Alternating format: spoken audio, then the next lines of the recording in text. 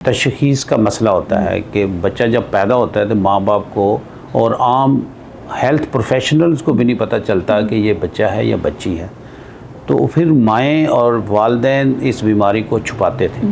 Naturally वक्त के साथ साथ जूँ जूँ लोगों को पता चलता गया, नंबर बढ़ता गया, तो ये जो 300 हैं ये फ्री सर्जरीज हैं जो हम इस फाउंडेशन के मतहत कर चुके हैं। इससे पहले भी बहुत सर्जरीज मैं कर चुका हूँ। इनका फॉलोअप हमारे पास है क्योंकि ये मरीज़ों को हम दवाइयाँ भी अपनी एनडीओ के तो असर से फ्री सप्लाई करते हैं, इसलिए वो आते रहते हैं हमारे पास। मेल हार्मोन कम हो तो उसके जो नफ्स का साइज़ है यानी कि फेलस जिसको हम कहते हैं वो इतना स्मॉल हो जाता है, छोटा रह जाता है कि उसको वो लगता नहीं है पेरेंट्स को कि मेल है, तो वो उसको एज फीमेल पालना शुरू कर देते हैं।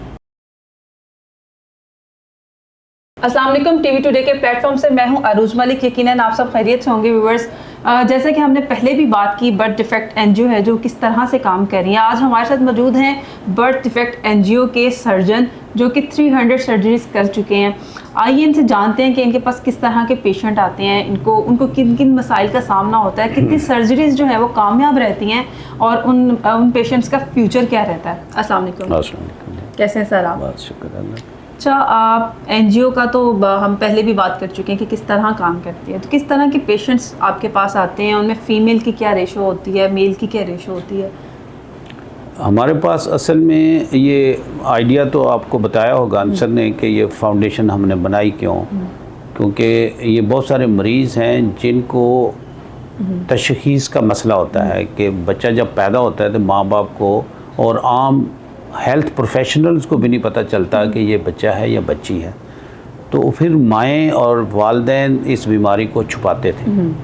तो हमने ये चूँकि मैं बच्चों का सर्जन हूँ और पिछले 47 ईयर्स से मैं बच्चों की सर्जरी कर रहा था, तो मेरे जहन में ये एक आइडिया था कि कोई इस तरह की फाउंडेशन होनी चाहिए जहाँ पे ये मरीज़ आएँ और बग़ैर उनके वालिदैन महसूस करें कि हम किसी ऐसी जगह पे जा रहे हैं जहाँ लोगों को पता चल जाएगा कि क्या हो रहा है। तो इसलिए हमने इसका बर्थ डिफेक्ट फाउंडेशन नाम रखा था, कि वरना हम पहले इसका इंटरसेक्स के नाम से तजवीज़ कर रहे थे, लेकिन फिर मैंने सोचा और फिर आंसर से डिस्कस किया तो हमने फाउंडेशन का नाम दिया। सर बड़ा एक यूनिक काम कर रहे हैं क्योंकि ये मौजू ऐसा है कि लोग इस पर बात करना नहीं चाहते, जबकि परेशान भी हैं लेकिन वो छुपाना चाहते हैं, बात नहीं करना चाहते। तो ऐसे कितने पेरेंट्स आपके पास आते हैं? ये एक्चुअली जब मैं शुरू में काम शुरू किया, जैसे मैंने कहा था मुझे 47 ईयर्स हो गए बच्चों की सर्जरी करते हुए, लेकिन इस स्पेसिफिक काम को मैंने 86 में शुरू किया। तो नेचुरली वक्त के साथ साथ जूँ जूँ लोगों को पता चलता गया, नंबर बढ़ता गया, तो ये जो 300 हैं ये फ्री सर्जरीज हैं जो हम इस फाउंडेशन के मतहत कर चुके हैं। इससे पहले भी बहुत सर्जरीज मैं कर चुका हूँ। इनका फॉलोअप हमारे पास है क्योंकि ये मरीज़ों को हम दवाइयाँ भी अपनी एनडीओ के तो असर से फ्री सप्लाई करते हैं, इसलिए वो आते रहते हैं हमारे पास। मेडिसिन यहीं से सिर्फ मेडिसिन यहाँ से नहीं, मेडिसिन वो पहले असल में ये इम्पोर्टेड सारी मेडिसिन आती थी और बहुत महंगी थी। जब हमने इनको देने शुरू की तो उस वक्त को 10-15 हज़ार महीने का ख़र्चा था। फिर अब पाकिस्तान में बनना शुरू हो गई तो ख़र्चा कम हो गया, लेकिन फिर भी हम उनको फ्री दे रहे हैं मेडिसिन को। 2 महीने की, 1 महीने की, जो लोकल हैं उनको 1 महीने की देते हैं, जो बाहर से लोग आते हैं या बाज़ दफ़ा जो नहीं आ सकते उनको हमने ये भी सहूलत रखी हुई है कि वो हमारे से रब्ता करें तो हमारी बाई पोस्ट भी भेज देते हैं। तो ये आइडिया इस मर्ज़ का ये था क्योंकि ये बच्चे जो होते हैं ना, इनको ख़ुद तो पता नहीं होता, नेचुरली बच्चा पैदा हुआ, माँ बाप गौर से देखते नहीं हैं, पहले तो देखते नहीं है। जब वो 6 साल का, 6 महीने का, साल हो जाता है तो फिर किसी की नज़र पड़ जाती है, दादी की, नानी की, या बाज़ दफ़ा तो वो क्योंकि चीज़ ऐसी होती है, इसमें असल में 3-4 किस्में हैं, जिसमें नॉर्मली तो मेल और फीमेल 2 ही चीज़ें हैं ना जी। तो ऐसे मेल जिनमें हार्मोन लेवल कम हो, जैसे अभी वो पूछ रहा था कि इसको कौन सा इंजेक्शन लगाना, मेल हार्मोन कम हो तो उसके जो नफ्स का साइज़ है यानी कि फेलस जिसको हम कहते हैं वो इतना स्मॉल हो जाता है, छोटा रह जाता है कि उसको वो लगता नहीं है पेरेंट्स को कि मेल है, तो वो उसको एज फीमेल पालना शुरू कर देते हैं। तो लेकिन इतने लोग अनअवेयर हैं कि मेल और फीमेल में वो नहीं, एक तो नॉर्मल नहीं कर पाते क्योंकि वो फेलस साइज जितना छोटा होता है वो लगता है जैसे लड़कियों जैसा है। तो बाकी तो वो नहीं ना देख सकते आप, माँ बाकी तो नहीं देखती यूरिन का सुराख कौन सा है, बच्चेदानी का सुराख कौन सा है। तो इसलिए वो एक, क्योंकि there is one hole also, तो उसमें से बच्चा यूरिन कर रहा होता है और माँ को नहीं समझ आती कि ये एक सुराख दोनों का इकट्ठा है या एक है, तो वो अक्सर उनको फीमेल की तरह पाल रही होती हैं। तो बहुत सारे बच्चे मेरे पास ऐसे आए हैं जिनको वो कोई 6ठी क्लास में, कोई 7वीं क्लास में जाके पता चला कि ये तो फीचर्स इनके लड़कों वाले हैं। तो फिर जब मेरे पास आए तो हम देखते हैं, तो फिर उनको बाद में स्कूल के लिए सर्टिफिकेट इशू बनाना, ये सारा नादरा से जाके सर्टिफिकेट लेना, काफ़ी प्रोसेस है ये। बहुत ये सिंपल सर्जरी नहीं है कि हमें सर्जरी कर दूँ और लड़का बन गया, नहीं। इसके लिए बाद के बड़े प्रॉब्लम्स हैं कि बच्चा इस लड़कियों के स्कूल में है, उसको अब मेल स्कूल में जाना है, नादरा वाले के पास जाना है, वहाँ उसका सर्टिफिकेट बनना है। फिर बाद में नादरा वाले कहते हैं जी जाए अस्पताल से जाकर सर्टिफिकेट लेके आए। तो वो चिल्ड्रन में बहरहाल एक, मैंने जब चिल्ड्रन हॉस्पिटल में मैंने कोई 7 years as head of surgery काम किया है, तो वहाँ मैंने ये 2005 में एक कमरा बनाया था जिसमें मैं और एंडोक्राइनोलॉजिस्ट और मेडिकल के लोग इकट्ठे, हम 3-4 बैठते थे। तो वहाँ से हमने इंटरसेक्स क्लिनिक के नाम से ये शुरू किया था।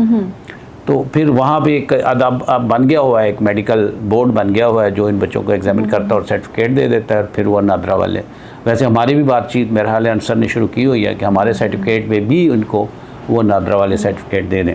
अच्छा, जो प्री मेच्योर बच्चे होते हैं, खासतौर पर लड़के होते हैं, उनमें भी ऑर्गन की इस तरह से नहीं डेवलपमेंट होती, तो उनके पेरेंट्स को भी मुहतात रहना चाहिए कि हाँ वक्त के साथ साथ ऑर्गन जो है वो ठीक होना शुरू हो जाता है? नहीं, जो प्री मेच्योर होते हैं उनमें सिर्फ स्मॉल साइज्ड होता है, बाकी चीज़ें नॉर्मल होती हैं। वैसे जैसे कहा कि ये जो बच्चे होते हैं और बच्चियों की तरह लगते हैं, तो उनमें टेस्टिकल्स अगर हों तो पता चल जाता है कि ये मेल है।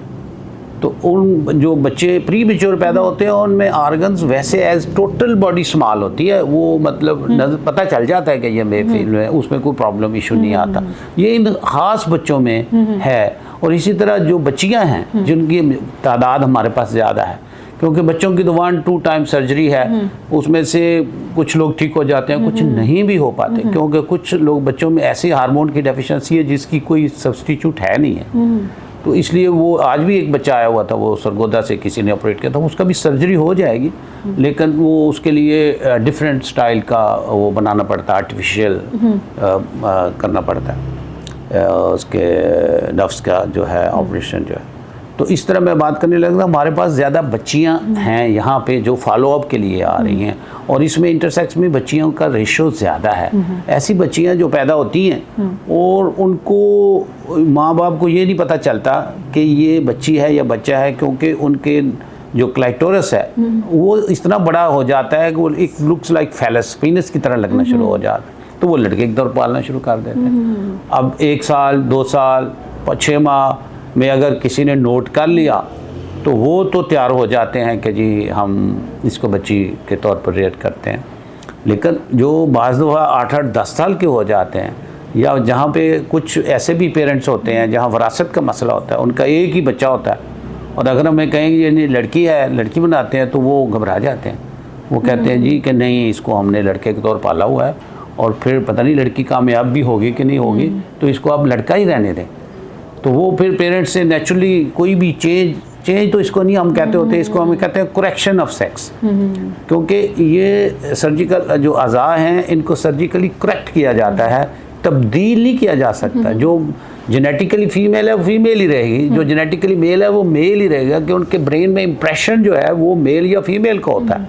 तो उसको अगर हम अल्टर करना चाहें तो वो फिर मतलब सही नहीं बनता, फिर उनको टाइम देना पड़ता है। क्योंकि आजकल जो लेटेस्ट रिसर्च आ रही है वो ये है कि कोई भी सर्जरी करने से पहले देखें, अगर वो कामयाब हो सकता है तो फिर तो उसको करें, या बच्ची है तो अगर वो कामयाब फीमेल बन जाए जिसकी शादी हो सकती है तो उसको करें, वरना सर्जरी ना करें। Let him grow and decide herself या हिमसेल्फ कि मैंने क्या बनना है। तो हम भी इसी तरह ही फैसला करते हैं कि बच्चियों को देखते हैं, जिन बच्चियों को हम समझते हैं कि इसकी सर्जरी करेक्ट करके ये will be able to be married, उसको हम प्रोसीड करते हैं, वरना उन्हें कहते हैं भाई इंतज़ार करो, बड़ा होने दो इसको। तो ये 2 किस्म की ज़्यादा हैं, मेल जिनमें हार्मोन कम होता है और फीमेल जिनमें मेल हार्मोन होता है।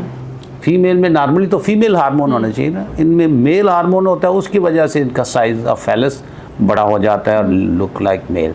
ये 2 मेन किस्में हैं। इसके अलावा भी हैं, जेनेटिक्स हैं, क्रोमोसोमल हैं, लेकिन वो कम हैं रिलेटिव, इसलिए उन पे हम ज़्यादा फोकस इन पे हमारा ज़्यादा होता है, जिनको हम करेक्ट कर सकते हैं, जिनको हम ठीक कर सकते हैं। और ये जो बच्चों के लिए तो है ही मुश्किल, माँ बाप के लिए बहुत मुश्किल है। साइकोलॉजिकल ट्रामा बहुत बड़ा है और इनकी साइकोलॉजिकल ट्रीटमेंट भी साथ होनी चाहिए। और सेशंस ऐसा है ना कि एक्सेप्ट नहीं करता और नहीं करता। लेकिन बात यह है कि बहुत सारे पेरेंट्स जो अर्ली आ जाते हैं और वो उनकी करेक्शन करा लेते हैं, उनको कोई कुछ नहीं कहता फिर, क्योंकि अब वो एक लड़का है, अगर सपोज उसका थैलेस साइज मतलब 50% है, 70% देन नॉर्मल का है, तो he can grow well, he can work his own, तो वो कुछ भी नहीं कहते उसको। तो असल बात ये होती है कि ये हम इसलिए उनको डेजिग्नेट करना चाहते हैं, उनको नाम देना चाहते हैं मेल या फीमेल का, कि अगर हम नाम नहीं देंगे उनको, थर्ड सेक्स का लफ्ज़ मैं नहीं इस्तेमाल करता, या मैं इवन डबल आर्गन्स का भी लफ्ज़ नहीं इस्तेमाल करता, क्योंकि इनमें डबल आर्गन्स कोई नहीं होते। इनमें या मेल का होता है या फीमेल का होता है। There is a very rare variety जहाँ पे दोनों आर्गन्स मौजूद होते हैं। वो मैंने अपनी ज़िंदगी में 2 या 3 पेशेंट देखे।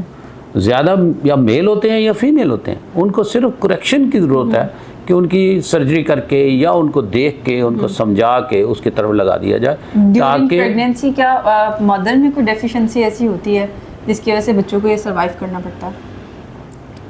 ये जो है ना, इसकी कोई स्पेसिफिक रीज़न नहीं है स्वाय जेनेटिक्स के, क्रोमोसोमल जो होती हैं चेंजेस, कोई इंसल्ट हो जाए, कोई इन्फेक्शन की वजह से, कोई रेडिएशन की वजह से, या पीछे कोई हिस्ट्री चल रही हो, या कुछ स्प्रेज हैं आजकल, जो एक लेटेस्ट रिसर्च है कि कोई स्प्रेज हैं जो कि ये एग्रीकल्चर इंडस्ट्री में इस्तेमाल होते हैं, उनका इफ़ेक्ट मेल हार्मोन पे पड़ता है। लेकिन कोई फाइनल वर्डिक्ट नहीं है कि एक जैसे टीबी हम कहते हैं, ये टीबी का जरासीम है उसकी वजह से हो जाता है, ये मतलब इस तरह की कोई वजह ख़ास नहीं है। जितने भी ये बर्थ डिफेक्ट्स हैं उनमें मेजॉरिटी बर्थ डिफेक्ट स्वाय चंद है कि जैसे हीमोफीलिया है, पता है हमें कि किस तरह होना है, किसको नहीं होना। बाकी बर्थ डिफेक्ट्स जो हैं, जिसका पाँव टेढ़ा है, किसी का होंठ कटा हुआ है, किसी का तालू कटा हुआ है, इनके मल्टीफैक्टोरियल हैं। Multifactorial means multiple factors effect on the foetal life, तो उस पर ये इफेक्ट पैदा हो जाते हैं। टीवी टुडे के व्यूअर्स को क्या मैसेज कन्वे करना चाहेंगे आप?